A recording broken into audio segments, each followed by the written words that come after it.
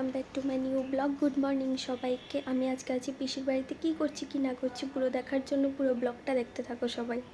সকাল সকাল ঘুম থেকে ওঠা মাত্রই প্ল্যান হলো কি পিসির বাড়ি থেকে যাব দিদার বাড়িতে বেড়ানোর জন্য। এই কথা শোনা মাত্রই পিসি বলছে আমি সব কিছু রান্না করে নিচ্ছি, তুই খেয়ে তারপরে যাবি। ঠিক আছে, আমি তো খেয়ে তারপরে যাব। আর এইদিকে আমি চিকেনটা একটু মেখে নিচ্ছি, সবগুলো মশলা দিয়ে দিয়েছে তো আমি এখানে মেখে নিচ্ছি। এখানে আলু ভাজি হচ্ছে মাংসের জন্য। এখানে চিকেনটা মাখা কমপ্লিট। আর আমরা যেহেতু ব্রেকফাস্ট করিনি, ব্রেকফাস্টের জন্য করা হচ্ছে রুটি আর সাথে করছে চা।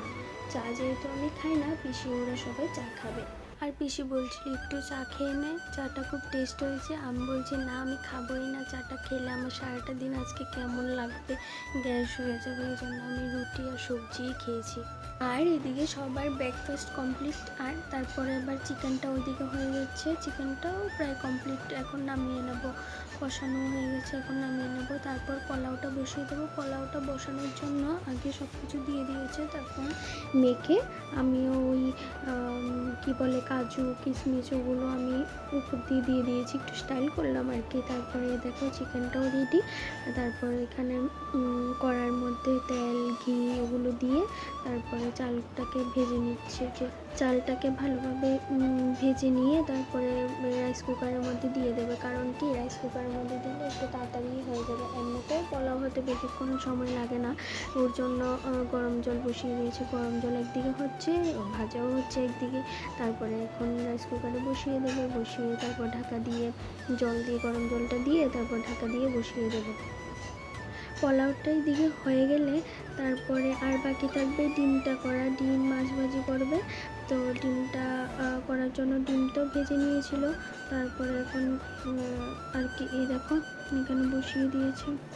এখন ঢাকা দিয়ে বা সুইচ দিয়ে রেখে দেবে, প্রায় 15 থেকে 20 মিনিটের মধ্যে হয়ে যাবে।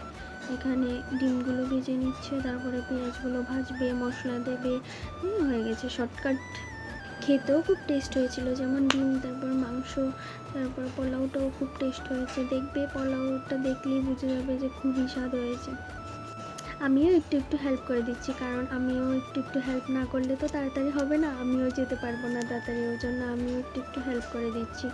ধন্যবাদটা দিয়ে নামিয়ে নেবো। আর এখানে দেখো পোলাওটা রেডি, উপর দিয়ে একটু ঘি দিয়ে তারপরে নেড়ে নামিয়ে নেবে। আর এখানে মাছ ভাজি হচ্ছে আর আমার জন্য থালি রেডি। তারপরে আমরা রেডি হয়ে চলে যাচ্ছি উদয়পুরের উদ্দেশ্যে। আর এখানে তো এত বৃষ্টি হয়েছিল ওই দিন, আর গিয়ে গাড়ির জন্য দাঁড়িয়েছিলাম। তারপর টপ আচারটা দেখে আমার সেই ছোটোবেলার কথা মনে পড়ে গেল। আর দেখতে দেখতে কথা বলতে বলতে এখানে উদয়পুরে চলে আসলাম, মার বাড়ির সামনে। তোমাদেরকে বাড়ি থেকে দেখিয়েছি। আর দেখো মোটামুটি মন্দিরটাও কমপ্লিট। অনেক দিন হলো মায়ের বাড়িতে গিয়েছি, যাব নতুন বছর এলে হয়তো যেতে পারি। এ বাড়িতে এসে একটু রেস্ট করে দেখো ওরা কী করছে, শুকনো সিমের বিচিগুলো ছাড়িয়ে নিচ্ছে। তারপর রেডি হয়ে আবার একটু বাজারে বেরোলাম, তাও বৃষ্টি। এখান থেকে বেরিয়েছি দেখো বৃষ্টির মধ্যেই যাচ্ছি। বাজার যাব, ওখানে তো কী পরিমাণ ভিড়, দাঁড়াবার জায়গা পর্যন্ত নেই, অতটা ভিড়। দেখো সেল সেল সেল সেল। আসার পথে এখানে চাট দেখে চাট খেতে ইচ্ছে করলো, কিন্তু সত্যি কথা বলতে চাটটা অত স্বাদ হয়নি। বাড়িতে এসে আবার চাউমিন খেয়েছি। তো ভালো লাগলে ভিডিওটা এখানে সাবস্ক্রাইব করে দিও তোমরা সবাই।